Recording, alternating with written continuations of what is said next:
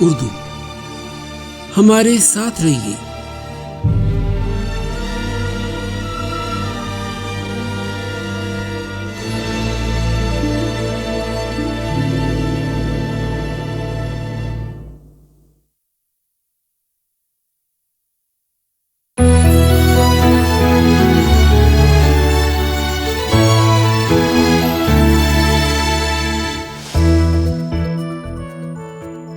السلام علیکم.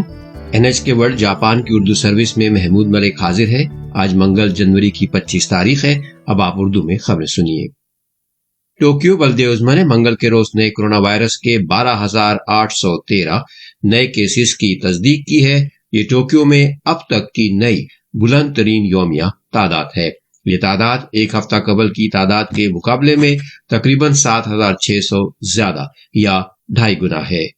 منگل کے روز ہی جاپان بھر میں کرونا وائرس کے 60,000 سے زائد کیس ریکارڈ ہوئے ہیں، جو عالمی وبا کے آغاز سے اب تک پہلی بار 60,000 سے متجاوز اور بلند ترین یومیہ تعداد ہے.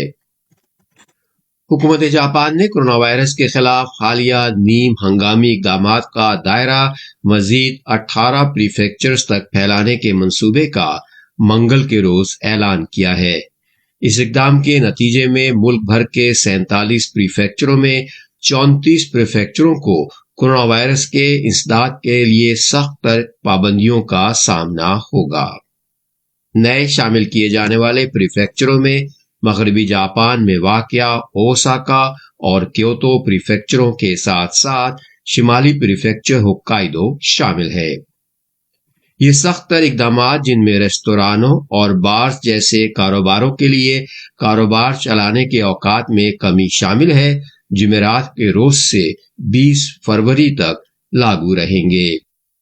حکومت نے اوکیناوا، یاماگوچی اور ہیروشیما پریفیکچروں کے لیے پہلے ہی سے کیے گئے نیم ہنگامی اقدامات کی مدت کو 20 فروری تک توسیع دینے کا بھی فیصلہ کیا ہے. حکومت جاپان نے پیٹرول کی بڑھتی ہوئی قیمتوں کو روکنے کے لیے ہنگامی اقدام اٹھانے کا فیصلہ کیا ہے. اس اقدام کے تحت تیل کے تقسیم کنندگان کو زیادہ سے زیادہ جمعرات کے روز سے سبسڈی دی جائے گی. جاپان کے معیشت اور صنعت کے وزیر ہاگی اودا کوئچی نے منگل کی صبح نامہ نگاروں کو بتایا، علاقے کے اعتبار سے پیٹرولیم مصنوعات کی قیمتوں میں فرق پایا جاتا ہے. اس حکومتی اقدام سے تھوک قیمتیں کم رہیں گی، جس کے باعث ہر علاقہ قیمتوں میں مزید اضافہ روک سکے گا. یہ اقدام ایک ایسے وقت کیا گیا ہے جب ریگولر پیٹرول کی اوسط خوردہ قیمت حکومت کی مقرر کردہ حتمی حد 170 ین یا تقریباً $1.5 فی لیٹر سے پیر کے روز تجاوز کر گئی تھی. اس پروگرام کے تحت تیل کے تقسیم کنندگان تھوک قیمتوں میں کمی کریں گے، جس کے عوض انہیں بعد ازاں سبسڈی دی جائے گی. اس قسم کا اقدام حکومت نے پہلی بار اٹھایا ہے. جاپان میں امریکہ کے نئے سفیر راہم ایمانوئل نے دونوں ملکوں کے درمیان شراکت داری کو مزید مضبوط بنانے میں مدد دینے کا عہد کیا ہے. جناب ایمانوئل نے پیر کو جاری کردہ ایک ویڈیو کلپ میں کہا ہے کہ امریکہ اور جاپان کے درمیان شراکت داری سے آزاد اور کھلے ہند بحر الکاہل خطے میں امن اور خوشحالی کو فروغ ملا ہے. اتوار کے روز جاپان پہنچنے والے امریکی سفیر نے کہا کہ یہ اتحاد خطے میں ان گنت امکانات اور امیدوں کا روشن مینار ہے. انہوں نے دونوں ملکوں کے لیے ایسے ریاستی کرداروں کے خلاف چوکس رہنے کی ضرورت پر زور دیا جن کے جارحانہ اقدامات بقول ان کے جمہوری اور ضوابط کی بنیاد پر قائم نظام کو خطرے سے دوچار کر رہے ہیں. جناب ایمانوئل نے کہا کہ امریکہ اور جاپان کسی بھی چیلنج یا دشمن سے خوفزدہ نہیں ہوں گے. انہوں نے کہا کہ امریکہ اور جاپان کے آئندہ 3 سالوں میں اٹھائے جانے والے اقدامات آئندہ 30 سالوں کے دوران دونوں ملکوں کے رویے کی عکاسی کریں گے. توقع ہے کہ جناب ایمانوئل ٹوکیو میں اپنی سرکاری رہائش گاہ پر کرونا وائرس سے متعلق قرنطینہ کے 10 روز کی مدت مکمل کرنے کے بعد بطور سفیر اپنے فرائض منصبی انجام دینا شروع کریں گے. یوکرائن پر روس کی ممکنہ جارحیت کے خدشے کے تناظر میں صورتحال سے متعلق کشیدگی میں اضافے کے ساتھ ساتھ معاملے کے حل کے لیے سفارتی کوششیں بھی جاری ہیں۔ روس کی یوکرائن کے ساتھ ملنے والی سرحد پر 1 لاکھ کے قریب روسی فوجی موجود ہے۔ امریکہ اور اتحادی ان کی واپسی کا مطالبہ کر رہے ہیں۔ امریکہ اس معاملے کو روس کے ساتھ حل کرنے کی کوشش کر رہا ہے، تاہم اس نے 8,500 فوجیوں کو چوکس حالت میں بھی رکھا ہوا ہے، جنہیں ضرورت پڑنے پر یورپ میں تعینات کیے جانے کا امکان ہے۔ امریکی وزارت دفاع کے پریس سیکرٹری جان کربی نے کہا، سفارتکاری اور مذاکرات کو ترجیح دیتے رہنے کے باوجود ہمیں تیاری کو بھی آگے بڑھانا ہوگا۔ ہمارے اتحادیوں، شراکت داروں یا ہمیں نقصان پہنچانے والے روسی اقدامات کے جواب میں امریکہ اپنے قومی مفادات کے تحفظ کے لیے ثابت قدمی سے کارروائی کرے گا۔ امریکی وزیر خارجہ اینتونی بلنکن اور روسی وزیر خارجہ سرگئی لاوروف نے جمعے کے روز جنیوا میں ملاقات کی۔ وہ جمود کو توڑنے میں کامیاب نہیں ہو سکے ہیں، تاہم انہوں نے مذاکرات جاری رکھنے پر اتفاق کیا ہے۔ یورپی یونین کے وزرائے خارجہ نے بھی صورتحال پر تبادلہ خیال کیا ہے۔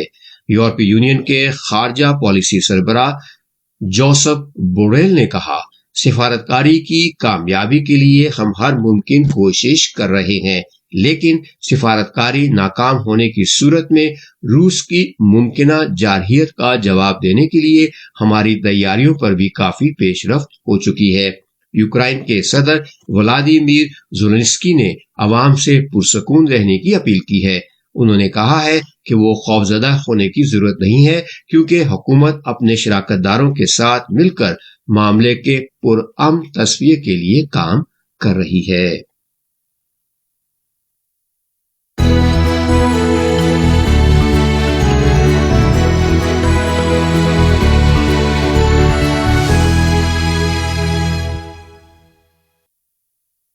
یہ خبریں NHK ورلڈ جاپان کی اردو سروس سے نشر کی جا رہی ہیں، اور اب پیش ہیں آج کی باقی خبریں۔ ایران کے وزیر خارجہ حسین امیر عبداللہان نے پیر کے روز کہا ہے کہ ان کا ملک امریکہ کے ساتھ براہ راست جوہری مذاکرات پر غور کرنے کے لیے تیار ہے۔ ایران نے اب تک واشنگٹن کی جانب سے براہ راست بات چیت کی درخواستیں مسترد کر دی ہیں۔ تہران اس کے بجائے یورپی یونین اور دیگر فریقوں کی ثالثی میں امریکہ سے بالواسطہ بات چیت کے ذریعے رابطہ کرتا رہا ہے۔ ایرانی وزیر خارجہ نے تہران میں مقامی ذرائع ابلاغ کو بتایا کہ ایران اور امریکہ کے مابین بالواسطہ بات چیت جلد ہی اپنی انتہائی حد پر پہنچ جائے گی۔ انہوں نے مزید کہا کہ اگر ایران نے محسوس کیا کہ اس سے مضبوط ضمانت کے ساتھ اچھے سمجھوتے میں مدد بھی مل سکتی ہے تو تہران امریکہ کے ساتھ براہ راست مذاکرات منعقد کرنے کے لیے تیار ہوگا۔ اس کے جواب میں امریکی محکمہ خارجہ نے کہا ہے کہ وہ براہ راست بات چیت کے لیے اب بھی تیار ہے۔ امریکی محکمہ خارجہ کے ترجمان نیٹ پرائس نے نامہ نگاروں سے گفتگو کرتے ہوئے کہا، ہم براہ راست ملنے کے لیے تیار ہیں۔ ہمارا تسلسل سے یہ موقف رہا ہے کہ ایران کے ساتھ براہ راست بات چیت کرنا زیادہ سود مند ثابت ہوگا۔ مذاکرات ایران اور 6 عالمی طاقتوں کے درمیان 2015 کے جوہری سمجھوتے کی بحالی پر مرکوز ہے، جس کے تحت ایران پر سے مغربی ممالک کی اقتصادی پابندیاں تہران کی جوہری ترقی روکنے کے بدلے ختم کی گئی تھیں۔ لیکن یہ سمجھوتا سابق امریکی صدر ڈونلڈ ٹرمپ کی انتظامیہ کی طرف سے یک طرفہ طور پر اس سے دست برداری اور ایران پر دوبارہ پابندیاں عائد کرنے کے بعد 2018 میں معطل ہو گیا تھا۔ بعد ازاں ایران نے جوہری ترقی کے اپنے منصوبے کو بحال کر دیا اور اس کی رفتار بھی تیز تر کر دی۔ طالبان اور مغربی ممالک کے عہدیداروں نے افغانستان میں سنگین انسانی بحران سے متعلق ناروے میں بات چیت کی ہے۔ قائم مقام وزیر خارجہ امیر خان متقی سمیت دیگر طالبان عہدیدار اس گروپ کی جانب سے گزشتہ اگست میں دوبارہ اقتدار سنبھالنے کے بعد سے پہلی بار یورپ میں ہیں۔ انہیں ناروے کی حکومت نے مدعو کیا ہے۔ یہ مندوبین اتوار کے روز اوسلو میں تھے اور انہوں نے افغانستان سے انخلا کرنے والے انسانی حقوق کے علمبردار کارکنان سے بات چیت کی۔ اس کے بعد اگلے روز برطانیہ اور جرمنی سمیت مغربی ملکوں کے عہدیداروں سے بات چیت ہوئی. انہوں نے افغانستان میں انسانی بحران سے متعلق تبادلہ خیال کیا. شرکت کرنے والوں میں امریکہ کے خصوصی نمائندے تھامس ویسٹ بھی شامل تھے. بند کمرہ بات چیت کے بعد امیر خان متقی نے بتایا کہ اس بات چیت کے موضوعات میں انسانی امداد اور معیشت شامل تھے. انہوں نے کہا کہ ان کے وفد نے معیشت اور تعلیم کے شعبوں کے لیے تجاویز دی ہیں اور دیگر ملکوں کو معلومات بھی فراہم کی ہیں. فریقین منگل کے روز دوبارہ ملاقات کرنے والے ہیں. زیادہ امکان یہ ہے کہ مغربی عہدیدار مدد کے لیے شرط کے طور پر مطالبہ کریں گے کہ افغانستان کی انسانی صورتحال میں بہتری لائی جائے. توقع ہے کہ طالبان کے نمائندے زور دیں گے کہ افغانستان کے بیرون ملک منجمد اثاثوں کو بحال کیا جائے. جنوب مشرقی ایشیا بھر میں لوگ دباؤ محسوس کر رہے ہیں کیونکہ افراط زر کی وجہ سے قیمتیں مسلسل بڑھ رہی ہیں. دنیا بھر میں فراہمی کی سخت صورتحال اور طلب میں تیزی پورے خطے کی معیشتوں کو متاثر کر رہی ہے. سنگاپور کے محکمہ شماریات نے کہا ہے کہ دسمبر میں صارف قیمتوں کا اشاریہ ایک سال قبل کے مقابلے میں 4% بلند ہوا ہے، جو لگ بھگ 9 سالوں میں تیز ترین اضافہ ہے. یہ اشاریہ بجلی اور گیس کی قیمتوں کی طرح توانائی کی بلند قیمتوں کی وجہ سے ہوائی سفر کے کرایوں میں اضافے سے بلند ہو گیا ہے. تھائی لینڈ میں دسمبر میں صارف اشیاء کی قیمتوں میں تیزی سے 2.1% اضافہ دیکھا گیا. وہاں پورک کی قیمت میں بڑا اضافہ ہوا ہے، جس کی وجہ چارے کی پہلے سے زیادہ قیمتیں ہیں اور افریقی سور بخار کی بیماری پھوٹ پڑنے سے فراہمی میں خلل ہے. ملائیشیا میں دسمبر کے مہینے میں افراط زر 3.2% رہی. انڈونیشیا میں افراط زر 1.8% سے زیادہ ریکارڈ کی گئی ہے. اگر امریکہ نے زر کی سخت تر پالیسی اختیار کر لی تو یہ شرح مزید بلند ہو سکتی ہیں. اس سے ڈالر کی قدر میں اضافہ ہوگا اور ایشیا میں درآمدات مزید مہنگی ہو جائیں گی. جاپان کے گاڑی ساز ادارے نسان اور میتسوبیشی موٹرز اور ان کی فرانسیسی شراکت دار کمپنی رینالٹ نے اپنے اشتراک کو بڑھانے اور برقی گاڑیوں کی تیاری میں تیزی لانے کے لیے اربوں ڈالر کی بھاری سرمایہ کاری کا منصوبہ بنایا ہے. مذکورہ تینوں گاڑی ساز ادارے مشترکہ پلیٹ فارمز اور پرزہ جات پر مل جل کر کام کر رہے ہیں. ذرائع کے مطابق تینوں کمپنیوں کا یہ اشتراک برقی گاڑیوں کی تیاری کے لیے اگلے 5 سال کے دوران 23 ارب یورو کی سرمایہ کاری کرے گا، جو تقریباً 26 ارب ڈالر کے مساوی ہے. انہی ذرائع کا کہنا ہے کہ تینوں گاڑی ساز ادارے سالڈ اسٹیٹ بیٹری باہمی طور پر استعمال کرنے اور جیسے ہی یہ ٹیکنالوجی تجارتی طور پر قابل استعمال ہو جائے اسے برقی گاڑیوں کے نئے نمونوں میں نصب کرنے کا منصوبہ بھی رکھتے ہیں. یہ بیٹریاں لیتھیم ایون بیٹریوں کی نسبت زیادہ بجلی ذخیرہ کر سکتی ہیں. نسان، میتسوبیشی اور رینالٹ برقی گاڑیوں کی منڈی میں کافی پہلے داخل ہونے والی کمپنیاں ہیں اور یہ منڈی پہلے سے زیادہ مسابقت اختیار کرتی جا رہی ہے. NHK ورلڈ جاپان کی اردو سروس سے خبریں ختم ہوئیں. یہ NHK ورلڈ جاپان کی اردو سروس ہے. ریڈیو پر ہماری یہ نشریات پاکستان میں رات 8:15 بجے اور بھارت میں رات 8:45 بجے شارٹ ویو 9580 کلو ہرٹز پر اور 1.25 گھنٹے بعد میڈیم ویو 927 کلو ہرٹز پر شمالی پاکستان اور افغانستان میں سنی جا سکتی ہیں. انٹرنیٹ پر بھی ہمارے پروگرام دستیاب ہیں. ہماری ویب سائٹ ہے nhk.jp/urdu.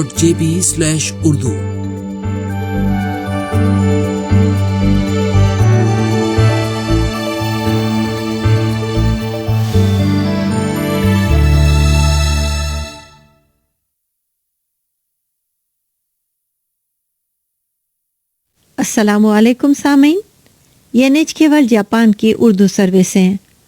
آج ہم آپ کی خدمت میں پروگرام میرا گھر جاپان کا نشر مقرر پیش کریں گے. یہ پروگرام 11 جنوری 2022 کو پیش کیا گیا تھا. آج ہم یہ پروگرام دوبارہ نشر کر رہے ہیں. اس پروگرام میں آپ کے میزبان ہیں خدیجہ شاہ اور محمد انور. تو آئیے پروگرام سنتے ہیں میرا گھر جاپان۔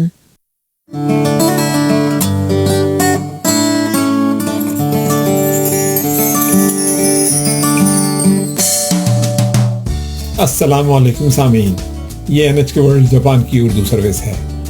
آج کے پروگرام میں آپ کے میزبان ہیں خدیجہ شاہ اور محمد انور۔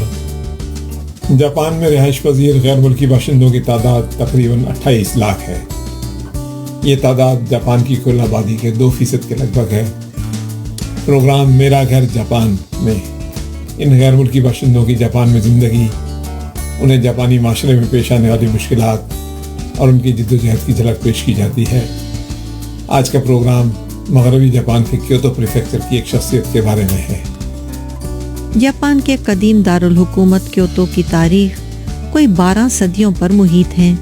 یہ شہر آج بھی جاپان کی روایتی خوبصورتی کی علامت تصور کیا جاتا ہے۔ یہاں بیئر بنانے کا ایک ایسا کارخانہ بھی ہے جسے کیوتو سے عشق کرنے والے 3 غیر ملکی شہری چلاتے ہیں۔ ان کا کاروبار نہایت عمدگی سے چل رہا تھا کہ دنیا میں کورونا وائرس کی وبا پھیل گئی۔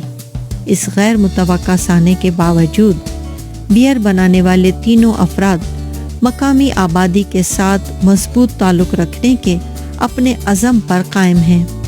آج کا پروگرام ان 3 غیر جاپانی شہریوں کی جاپان میں سخت جدوجہد کے بارے میں ہے۔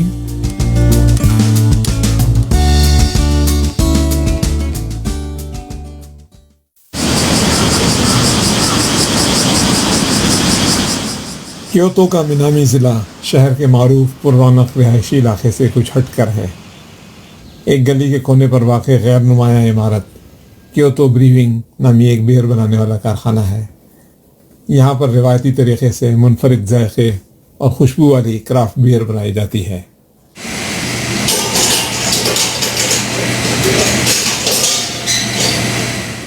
مختلف اجزاء کو مخصوص تناسب سے ملا کر منفرد ذائقے والی یہ بیئر تیار کرنے والی شخصیت کرس این جی کی ہے۔ امریکہ میں پیدا ہونے والے کرس کو کیوتو میں کوئی 13 سال ہو چکے ہیں۔ وہ صبح 6 بجے اپنے کام کا آغاز کرتے ہیں۔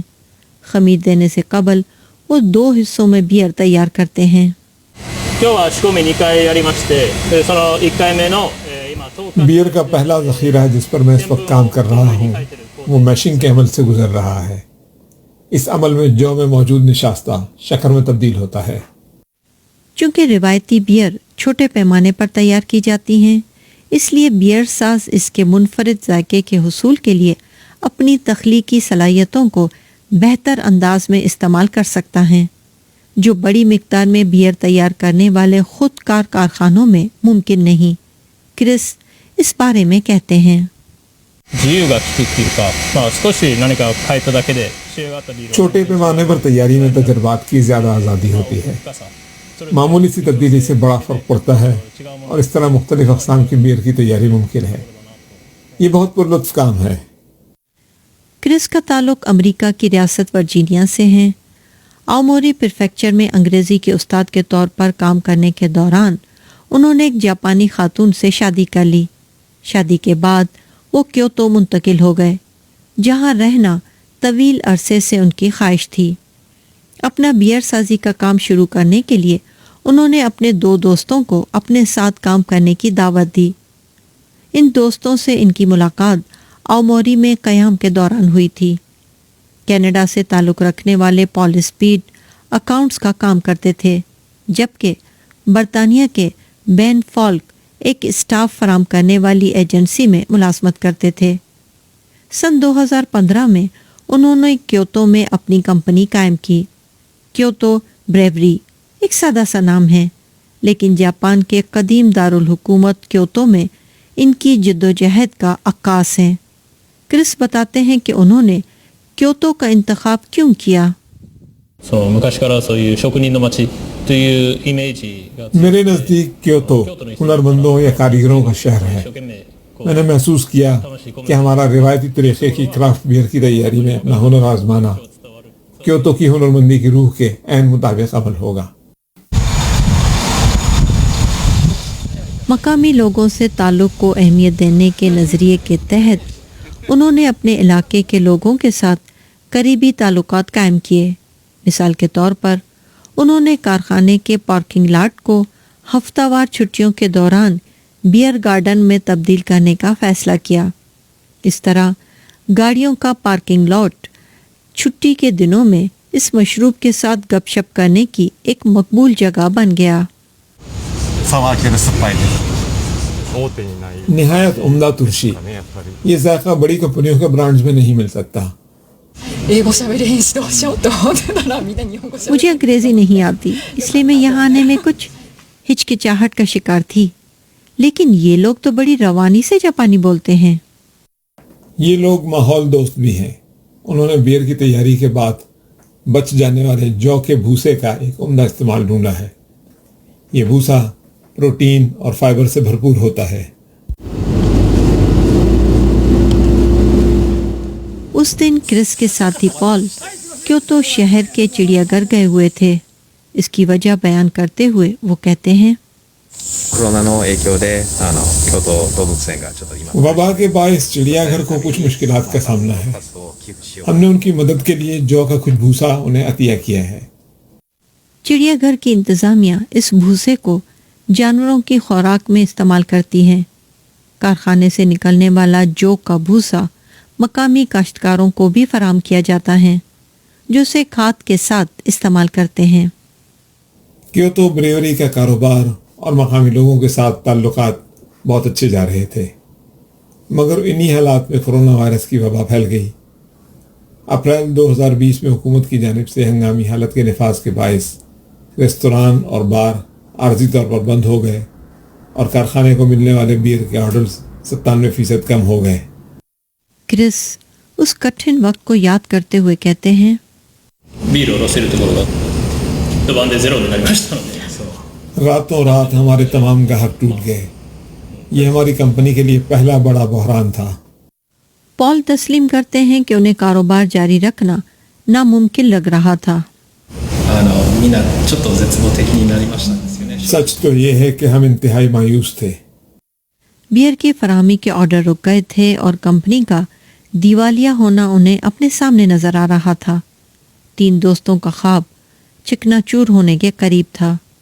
उन्होंने फौरी तौर पर बोतलों वाली बियर की तैयारी में तेजी का फैसला किया। उन्होंने अपना माल रेस्तोरानों और शराबखानों की बजाय खुर्दा अशिया की दुकानों को फराहम करना शुरू किया। सार्फिन की मंडी में कदम जमाने के लिए उन्होंने बियर के डब्बे मुतारिफ करवाए। उनका ये फैसला दुरुस्त साबित हुआ और बियर के एल्युमिनियम के डब्बे ऑनलाइन और डिपार्टमेंट स्टोरों में खूब फरोख्त होने लगे। कंपनी की आमदनी बहाल होने लगी। इस तरह क्योतो ब्रेवरी कठिन हालात को बर्दाश्त करने में कामयाब हो गई। इब्तदाई से इन 3 निडर अफराद का हदफ क्योतो की मकामी हॉप्स से क्योतो की मुनफरिद रिवायती बियर की तैयारी का ही था। इस मकसद के लिए वो साल में एक बार एक ख़ास इलाके ज़रूर जाते हैं। ये क्योतो प्रीफेक्चर के शुमाल में वाक़े योसानो इलाका है। कहा जाता है कि जापान में हॉप्स की पैदावार सिर्फ सर्द इलाकों में ही होती है, लेकिन योसानो हॉप्स की पैदावार मुमकिन होने वाले मगरबी जापान के चंद गर्म इलाकों में से एक है।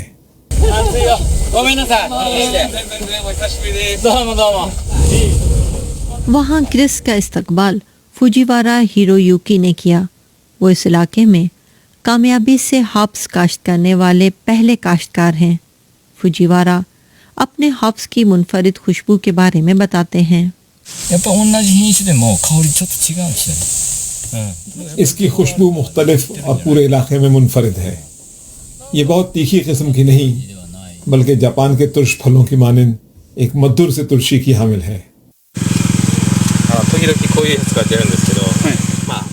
तहम योसानो में हॉप्स महदूद मिकदार में पैदा होती हैं, चुनाचे ये कीमत में महंगी होती हैं। कोरोना वायरस की वबा ने कारोबार को मुश्किल बना दिया है, लेकिन क्रिस और इनके साथियों का अज़म मकामी हॉप से बियर की तैयारी का ही है। गो के इस तरह हमारे मुनाफे में कमी होगी, लेकिन हम सिर्फ क्योतो के मकामी अज्जा ही इस्तेमाल करना चाहते हैं। اس لیے زیادہ قیمت سے ہمیں پریشانی نہیں. ہماری کمپنی آخر کیوتو کی کمپنی ہی تو ہے. یوسانو میں کاشت کردہ ہابس کے استعمال سے تیار کردہ کیوتو بیئر ایک منفرد بیئر ہیں جو کہیں اور تیار نہیں کی جا سکتی. حقیقی معنوں میں کیوتو کی بیئر تیار کرنے کے لیے کرس، پال اور بین کے پاس مقامی ہابس کے استعمال کے سوا کوئی راستہ نہیں. ہابس کے کاشتکار فوجیوارا اپنی اگائی ہوئی ہابس ان تینوں کو فراہم کر رہے ہیں. وہ کہتے ہیں میں سمجھتا ہوں کہ یہ ایک نئی سوچ اور بیئر کی ایک نئی قسم ہے، اور مجھے امید ہے کہ جاپان اور دنیا کے دیگر علاقوں کے بیئر ساز بھی کیوتو کے سنجیدہ رجحان کی پیروی کی کوشش کریں گے.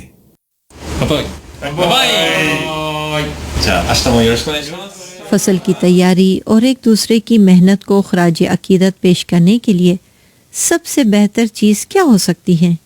یقیناً یہی بیئر. کٹھن حالات کے باوجود اس چھوٹے سے بیئر ساز کارخانے نے ایک مقامی کاشتکار کے تعاون سے کامیابی کے ساتھ اس سال کی یوسانو ہابس بیئر تیار کر لی.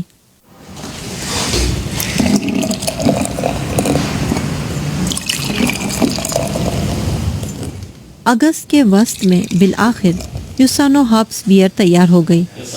کرس، پال اور بین خوشی کے اس لمحے کے منتظر تھے. جام تجویز کرنے کے بعد سب نے بیئر کا ایک ایک گھونٹ لیا اور بین نے تبصرہ کیا.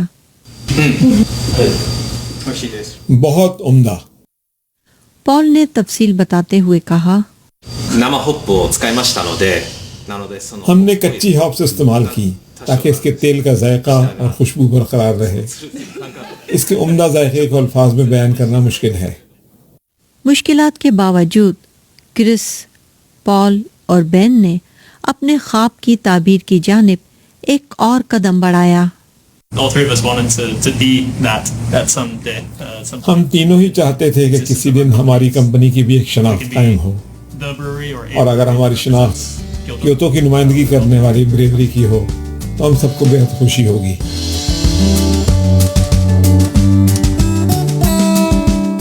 سامن اس کے ساتھ ہی پروگرام میرا گھر جاپان ختم ہوا. آج ہم نے جاپان کے قدیم دارالحکومت کیوتو سے محبت کرنے والے 3 غیر ملکیوں کے مل کر کیوتو میں بیئر سازی کا ایک چھوٹا سا کارخانہ قائم کرنے کے بارے میں بتایا.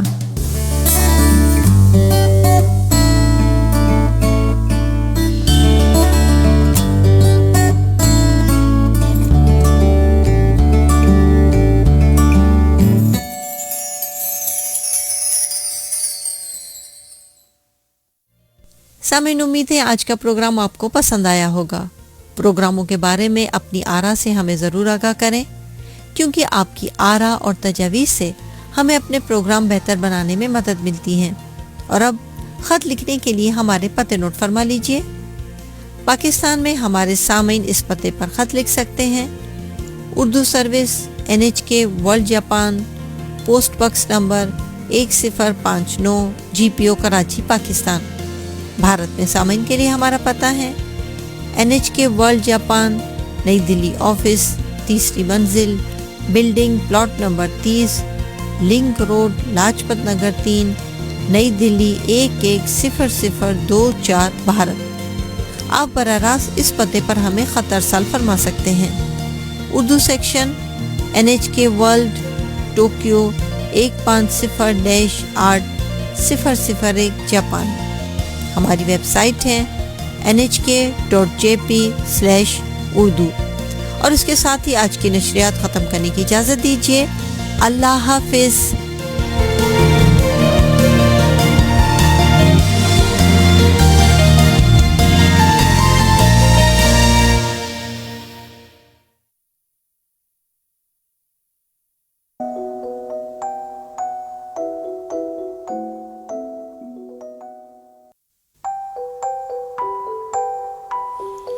この放送は NHK ワールド国際放送ラジオ日本です。東京からお送りします。This is NHK World Radio Japan, Tokyo.